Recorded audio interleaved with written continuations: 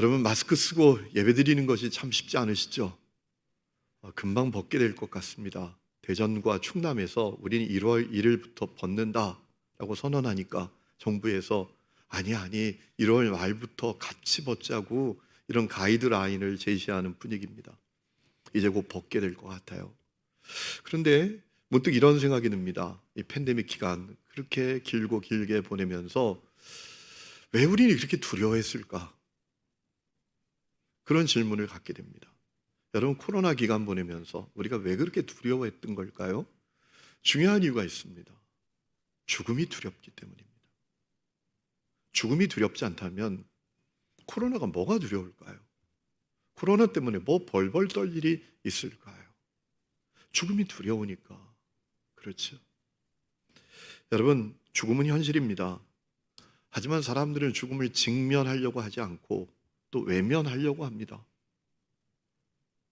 죽음이 내 인생을 얼마나 고통스럽게 할지, 나의 인생을 허무로 만들어 버릴지 잘 알고 있기 때문이죠. 그런데 우리가 죽음을 외면하고 직면하려고 하지 않는 태도와 다른 현실이 펼쳐지지 않습니까? 우리 사회는 그 어느 때보다도 죽음의 위험이 증대되는 때입니다. 얼마나 사건이 많고 사고가 많습니까? 더욱이 이름도 들어보지 못했던 질병은 너무나 많아집니다.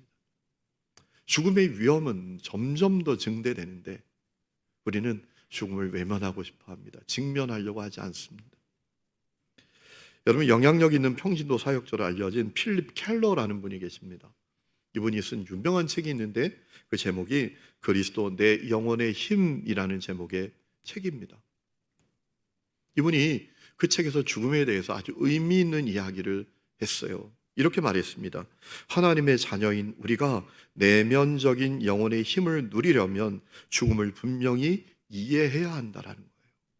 우리가 껍데기 그리스도인이 아니라, 우리가 썬데이 크리스찬이 아니라 내면도 튼튼하고 견실한 그리스도인으로 살아가려면 죽음을 바로 이해하는 이해를 갖고 있어야 된다라는 겁니다.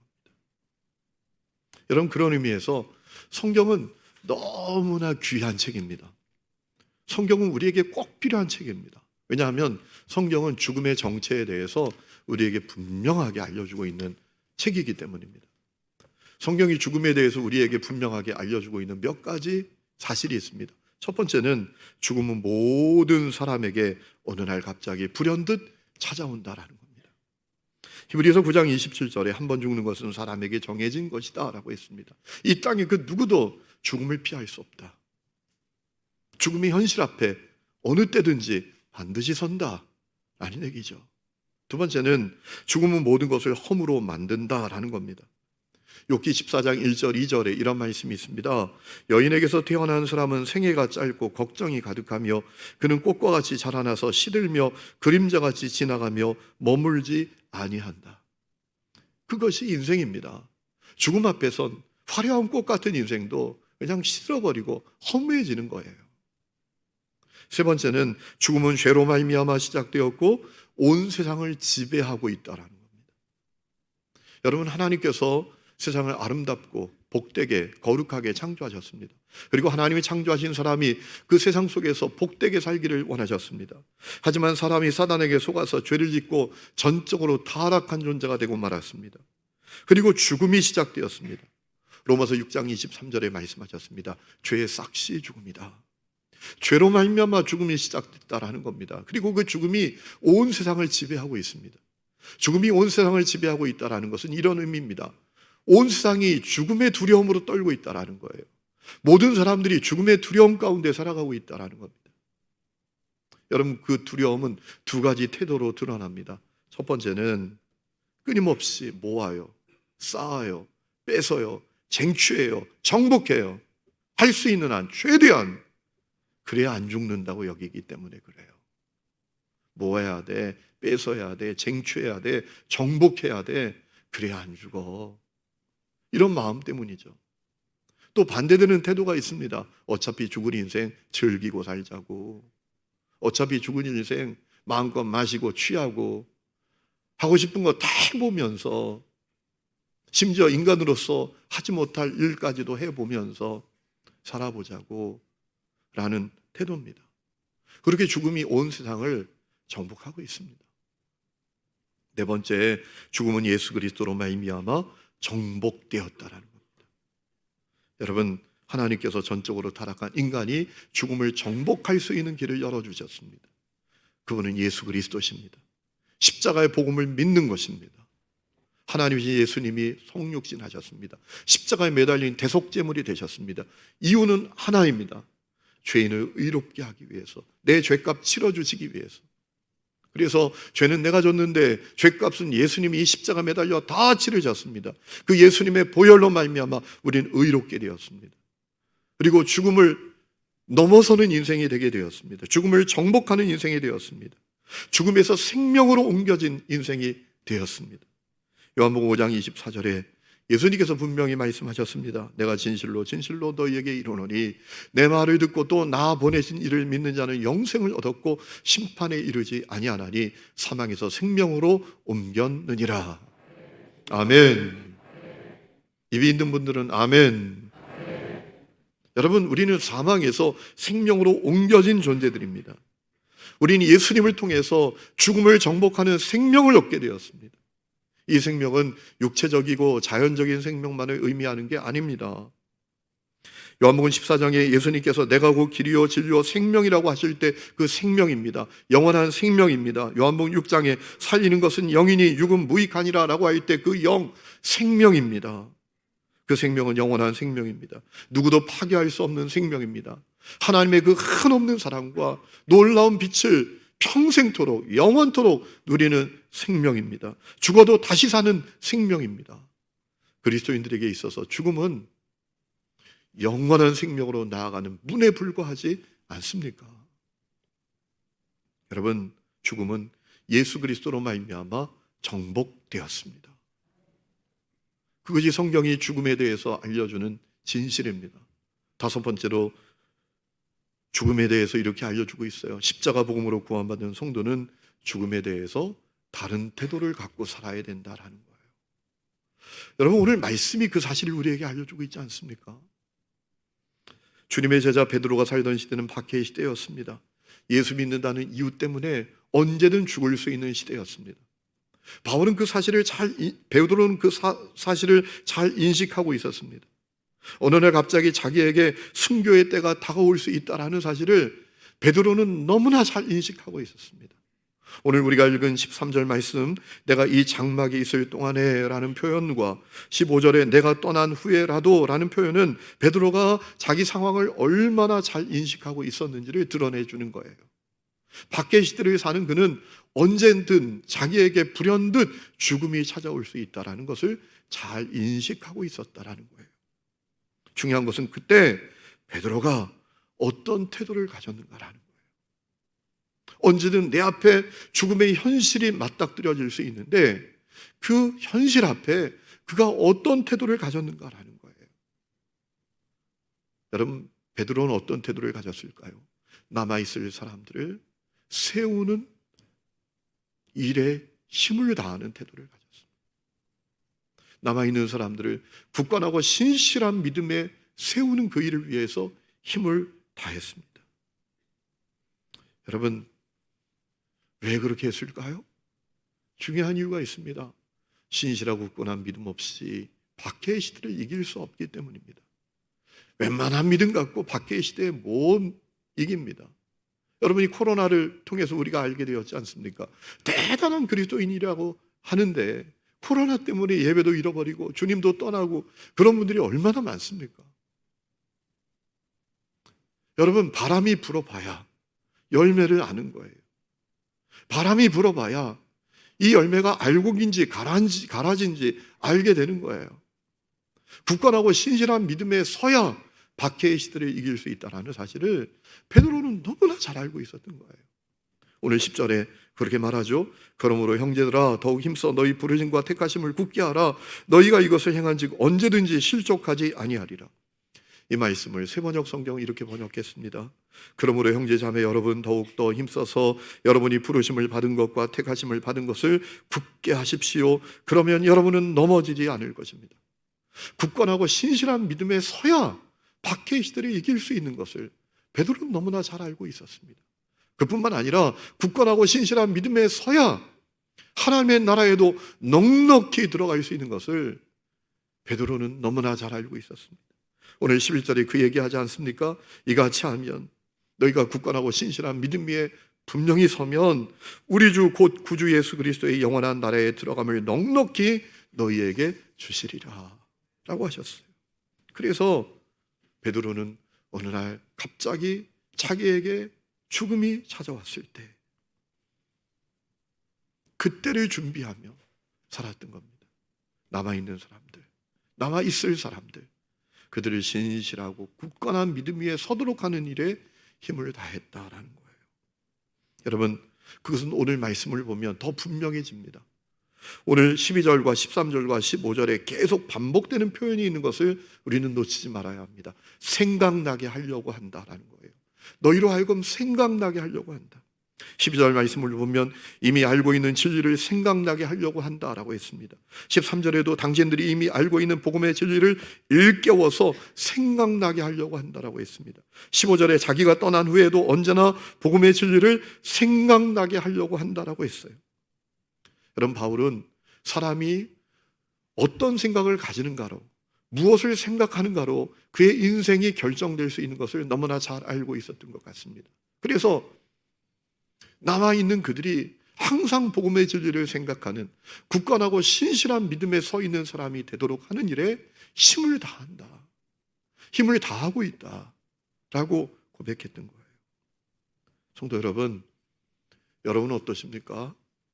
여러분은 죽음의 정체를 잘 알고 계십니까? 여러분은 죽음에 대해서 저 세상에 있는 불신자들과 다른 태도를 갖고 계십니까? 여러분, 죽음이 두려워서 이 세상 것에 올인하며 살고 있지 않습니까? 죽지 않으려면 모아야 돼, 쌓아야 돼, 쟁취해야 돼, 정복해야 돼, 뺏어야 돼, 이 마음으로 살고 계시지 않습니까? 어차피 죽을 인생이니까 인생 즐기며 살아야지 뭐. 해보고 싶은 거 다 해봐야 되지 않겠어? 인생을 엔조이하고 살자고. 그런 마음이 여러분의 마음 아니십니까? 여러분, 하나님께서는 오늘 우리가 베드로와 같은 태도를 갖기를 원하고 계십니다. 우리가 그렇게 죽음을 준비하는 사람이 되기를 원하고 계세요. 여러분, 베드로는 불현듯 다가올 죽음을 어떻게 준비했다고요? 남아있을 그들을 신실하고 굳건한 믿음에 서도록 하는 일에 힘을 다했다라는 거예요. 여러분, 오늘 그 은혜가 우리에게 필요합니다. 여러분, 베드로가 그렇게 할 수 있었던 중요한 이유가 있는 것을 우리는 놓치지 말아야 합니다. 왜 베드로는 죽음을 두려워하지 않고 죽음이 찾아온다라고 할지라도 그는 남아있을 사람들, 그들이 믿음으로 굳건하게 서고 신실한 믿음을 갖도록 하는 일에 힘을 다했던 걸까요? 중요한 이유가 있어요. 베드로에게 있어서 예수님은 자신이 희망을 둘 수 있는 유일한 구원자이셨기 때문입니다. 여러분, 베드로가 예수님과 함께 빌립보 가이사랴 지방에 갔을 때가 있지 않습니까? 그때 예수님께서 물으시죠. 사람들이 누구라고 하냐? 그때 제자들이 말하죠. 엘리야라고도 합니다. 세례 요한이라고 하기도 합니다. 주님 뭐라 하십니까? 그러면 너희는 나를 누구라고 생각하느냐? 그때 베드로가 고백했지요. 주는 그리스도이십니다. 살아계신 하나님의 아들이십니다. 주님은 나의 구원자십니다. 여러분, 베드로에게 그 마음이 분명했고 그의 그 마음은 점점 더 깊어졌습니다. 사도행전 4장 말씀을 보면 압니다. 사도행전 4장 말씀을 보면 베드로가 나면서부터 못 걷게 된 사람을 일으키지 않습니까? 그리고 전도하잖아요. 그 일 때문에 공회에 체포되었습니다. 신문을 받게 되었습니다. 질문을 받습니다. 이 나면서 못 걷게 된 사람, 이 사람 어떻게 일어나게 되었느냐? 어떻게 고침을 받게 되었느냐? 라고 질문을 받습니다. 그때 예수 얘기하면 죽는 겁니다. 그런데 베드로는 뭐라 말합니까? 나사렛 예수의 이름으로 이가 일어났습니다. 나사렛 예수의 이름으로 이가 구원을 받았습니다. 라고 고백했어요. 그리고 이어서 이렇게 말합니다. 사도행전 4장 12절에 다른 이로서는 구원을 받을 수 없나니 천하 사람 중에 구원을 받을 만한 다른 이름을 우리에게 주신 일이 없습니다. 여러분, 베드로에겐 예수님이 자기가 희망을 걸 수 있는 유일한 분이셨습니다. 예수님이 유일한 희망의 구원자이셨습니다. 베드로에게 있어서 믿음이란 것은 자기의 인생과 자기의 전 존재를 걸 만한 것이었습니다. 그래서 죽음이 눈앞에 다가온다라고 할지라도 그 죽음을 두려워하지 않고 죽음 앞에 벌벌 떨지 않고 남아있을 사람들, 밖의 시대를 살아갈 사람들, 그들을 굳건하게 신실하게 세워내는데 관심을 갖고 힘을 다했던 것입니다. 성도 여러분, 여러분은 어떻습니까? 여러분에게 예수님은 누구십니까? 여러분에게 도대체 믿음이란 건 뭡니까? 여러분에게 예수님은 여러분이 희망을 둘 수 있는 유일한 분이십니까? 유일한 구원자이십니까? 여러분에게 있어서 믿음은 여러분의 인생과 여러분의 전 존재를 걸 수 있는 분이십니까? 아니면 그저 시다바리 정도 되는 분 아니십니까? 필요할 때 도와주면 좋고 아니면 말고, 믿으면 괜찮고 안 믿어도 그만이고, 혹시 이런 분 아니십니까? 시편 121장 말씀을 보면 시편 기자는 고백합니다. 내가 산을 향하여 눈을 들리라. 나의 도움이 어디서 올까? 나의 도움이 천지를 지으신 여호와에게서로다. 이 고백이 여러분에게도 있으십니까? 시편 18장 말씀을 보면 시편 기자는 이렇게 고백했습니다. 나의 힘이신 여호와여, 내가 주를 사랑하나이다. 여호와는 나의 반석, 나의 요새, 나를 건지시느니 나의 하나님, 나의 피할 바위, 방패, 구원의 뿔, 나의 산성이시로다. 이 고백 여러분에게도 분명합니까? 여러분에게 그와 같은 고백이 있다면 베드로처럼 죽음을 준비하며 살 것입니다. 죽음을 두려워하지 않고, 죽음도 두려워하지 않고, 사랑하는 사람들, 나의 가족들, 나의 자녀들, 그들이 예수를 나의 그리스도로 고백하고 굳건하고 신실한 믿음에 서도록 하는 일에 힘을 다할 것입니다. 오늘 그 은혜가 여러분에게 있기를 주의 이름으로 축원합니다. 여러분, 다윗은 그런 삶을 살았더라고요. 열왕기상 2장 1절 말씀을 보면 다윗에게 죽음이 임박해 올 때 그가 어떤 태도를 가졌는지 우리에게 알고 있습니다. 다윗이 죽을 날이 임박함에 그의 아들 솔로몬에게 명령하여 이르되 내가 이제 세상 모든 사람이 가는 길로 가게 되었노니 너는 힘써 대장부가 되고 내 하나님 여호와의 명령을 지켜 그 길로 행하여 그 법률과 계명과 율례와 증거를 모세의 율법에 기록된 대로 지키라. 그리하면 내가 무엇을 하든지 어디로 가든지 형통할지라. 야 솔로몬, 내가 죽는다고 너 벌벌 떨면 안 돼. 약해지면 안 돼. 겁먹지 마라. 하나님이 계시잖아. 그 하나님만 잘 섬기라고, 하나님의 말씀대로만 살라고. 그 하나님이 널 책임져 주셔. 너의 나라를 책임져 주셔. 이것이 다윗의 고백이었어. 다윗이 가졌던 태도였어. 자, 그렇다면 어떻게 우리가 남은 자들을 굳건하고 신실하게 세울 수 있을까요? 오늘 우리가 읽은 말씀 가운데 한 가지 답이 있습니다. 13절에 일깨워라는 표현이에요. 13절 말씀 보면 내가 이 장막에 있을 동안에 너희를 일깨워 생각나게 함이 옳은 줄로 여겼다라고 했습니다. 여기서 일깨워라는 표현은 히라보로 디에게이로라는 단어인데 깨우다, 각성시키다라는 뜻을 갖고 있습니다. 베드로는 그러니까 남아있을 그들이 굳건하고 신실하게 세워지도록 깨우기를 원했다. 그들을 각성시키기를 원했다라는 거예요. 여러분, 깨워야 합니다. 각성시켜야 합니다. 사실 깨어있지 않고 어떻게 박해를 이기겠습니까? 깨어있지 않고 어떻게 홍수처럼 밀려오는 그 죄의 물결을 이길 수가 있겠습니까? 깨어야죠. 각성해야죠. 그럼 어떻게 우리가 남아있을 우리의 자녀들, 우리의 가족들, 형제 자매들을 각성시킬 수 있을까요? 깨울 수 있을까요? 오늘 말씀을 묵상할 때 주님께서 두 가지를 저에게 말씀해 주셨어요. 첫 번째, 내가 깨어 있어야 된다라는 것. 내 안에 영적 각성이 일어나야 된다라는 겁니다. 여러분, 죽은 사람은 죽은 사람을 살릴 수 없습니다. 잠자는 사람은 잠자는 사람을 깨울 수 없습니다. 어둠 가운데 있는 사람은 어둠에 있는 사람을 빛으로 인도할 수가 없습니다. 내가 먼저 깨어나야 됩니다. 내게 영적 각성이 일어나야 합니다. 데살로니가전서 5장 5절에 말씀하셨습니다. 너희는 다 빛의 아들이요 낮의 아들이라. 우리가 밤이나 어둠에 속하지 아니하나니 그러므로 우리는 다른 이들과 같이 자지 말고 오직 깨어 정신을 차릴지라. 내가 먼저 깨어야 합니다. 여러분, 깨어 계신 분들입니까? 지금 쿨쿨 자고 있는 분들 없습니까? 졸고 있는 분은 없습니까? 지난주에도 여러분 기도로 깨어 계셨습니까? 말씀으로 깨어 계셨습니까? 생각나면 기도하는 분들이십니까? 늘 기도로 사십니까?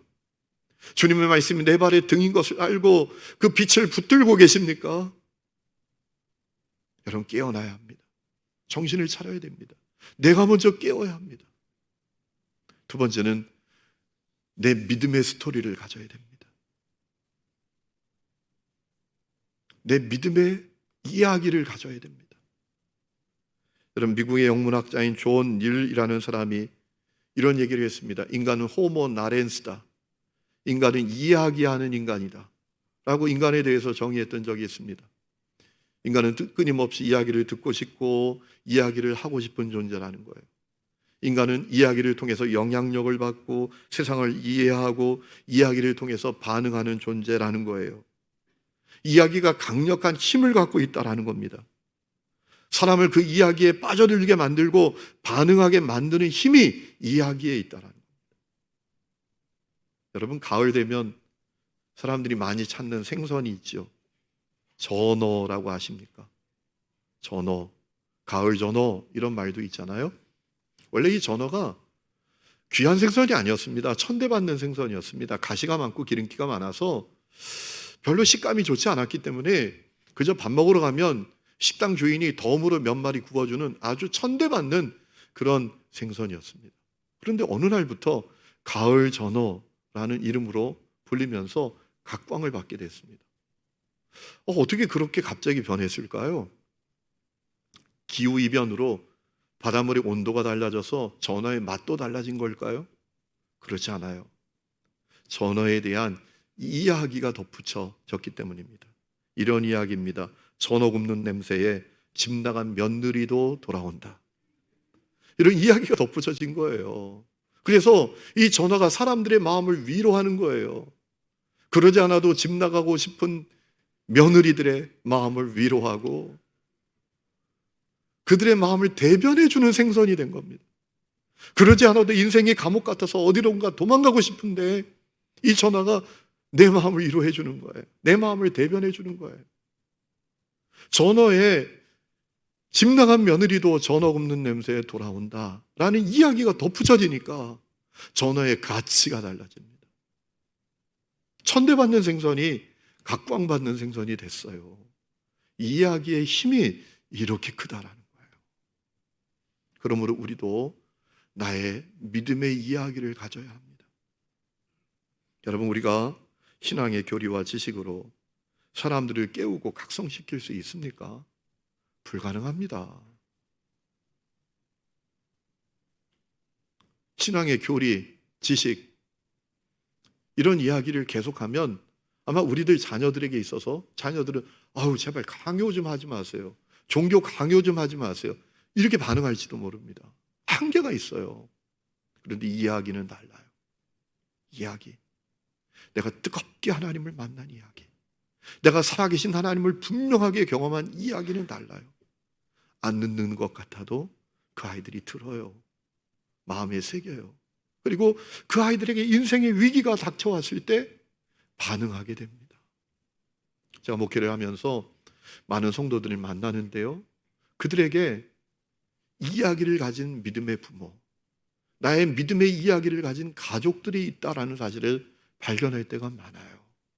그래서 거기에 반응하게 되는 거예요. 오늘 여러분은 어떻습니까? 여러분 그저 교회 다니는 분들이십니까? 나의 믿음의 스토리를 가진 분들이십니까? 뜨겁게 하나님을 만난 이야기, 캄캄한 인생의 절망 속에 어둠의 현실 속에서 아무런 희망도 없었던 그때에 주의 이름을 불렀더니 주님을 만났다고, 주님의 일하심을 경험했다고, 살아계신 하나님은 내가 이렇게 경험했다고, 하는 그 이야기가 여러분에게 있나요? 이야기가 중요해요. 어떤 분이 그랬대잖아요. 하도 전도를 하는 거예요. 옆에 있는 분에게, 직장 동료에게 계속 전도를 하니까 전도를 받는 분이 어느 날 화가 나가지고 물었대요. 아이고, 왜 그렇게 교회를 다니라고 하는 거예요? 귀찮게. 당신 왜 그렇게 교회를 다니는 거예요? 라고 했더니 그분이 하는 얘기가 몰라, 그냥 팔자야 그랬대요. 그런 분들이 교회 안에 많아요. 내 믿음의 스토리가 없는 사람들이 많아요. 그러니까 가정 안에서도 가족들이 그냥 강요한다고 느끼는 거예요. 강요하지 말고 이야기해 주는 게 필요해요. 야, 아빠가 힘들고 어려울 때, 정말 사랑이 캄캄한 그 절망의 때 내가 기도했잖아. 그랬더니 하나님 날 만나주시더라.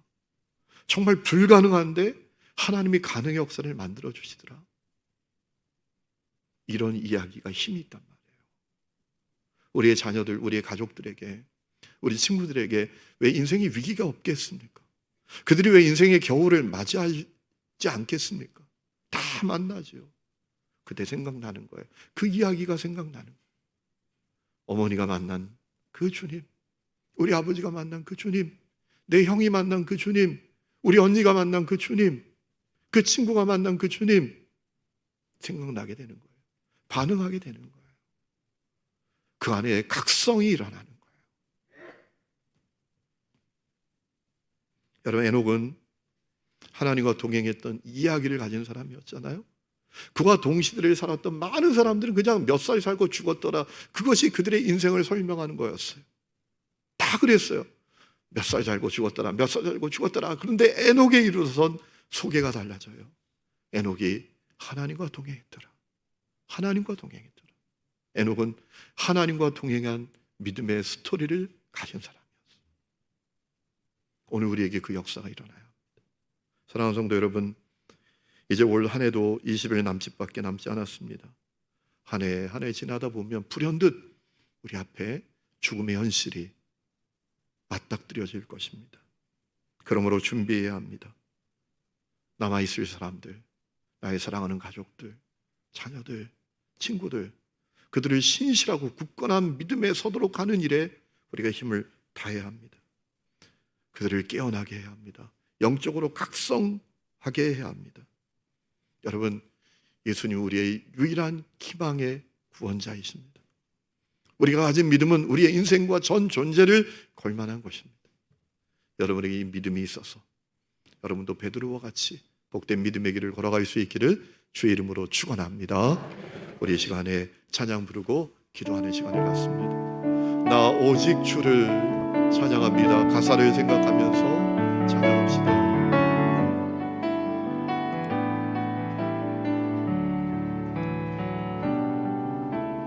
닫혀진 마음에 주님의 사랑은 빛이 되어 안겨주시고 절망의 땅에도 주님의 사랑은 그의 나라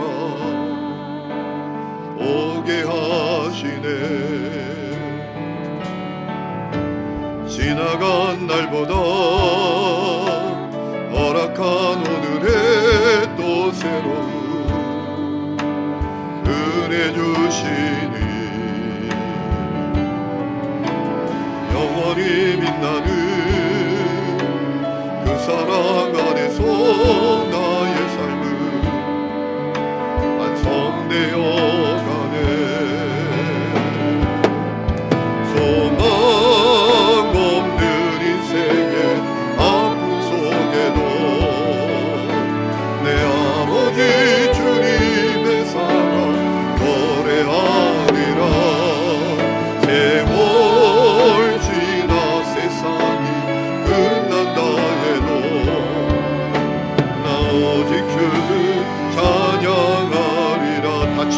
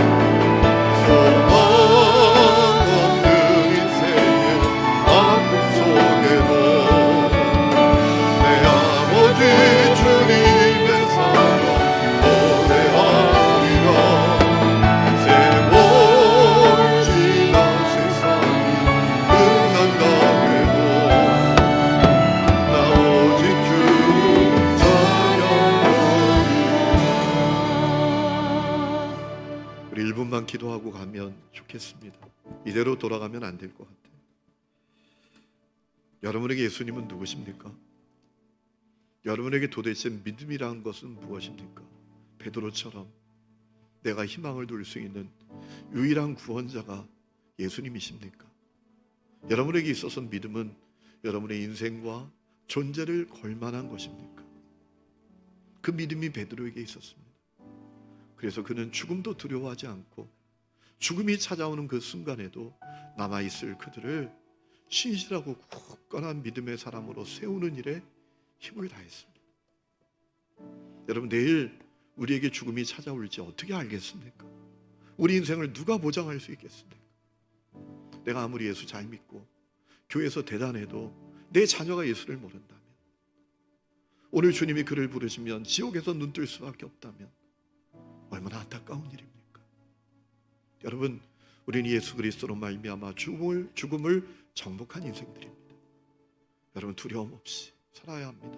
그리고 남아있을 나의 가족, 자녀들, 그 형제 자매들, 그들이 믿음으로 굳건하게 신실하게 세워지는데 힘을 다하며 살아야 합니다. 오늘 그 삶이 우리에게 있어야 합니다. 우리가 그 삶을 허락해달라고 우리 함께 하나님 앞에 1분 동안 기도합니다. 하나님 아버지, 감사합니다. 주님의 사랑과 은혜를 구합니다. 주여 하나님 아버지, 오늘 우리에게 베드로에게 주셨던 믿음을 주시기를 원합니다. 아버지 하나님, 참으로 우리에게 예수님이 나의 유일한 구원자의 희망자인 것을 깨닫는 마음을 주시기를 원합니다. 아버지 하나님, 우리에게 주님을 사랑하는 마음을 주시옵소서. 아버지 하나님, 우리에게도 믿음이 나의 인생과 전 존재를 걸만한 것이라는 사실을 깨닫는 마음을 허락하여 주시옵소서. 그리하여 하나님 아버지, 죽음을 두려워하지 않고 준비하며 살기를 원합니다.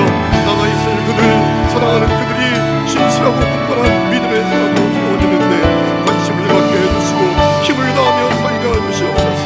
아버지, 나의 믿음의 스토리를 갖게 해주시옵소서. 영적으로 깨우고 살리게 하여 주시옵소서. 영적 각성이 우리 가정 안에 일어나게 하여 주시옵소서. 오 할렐루야, 존재하라.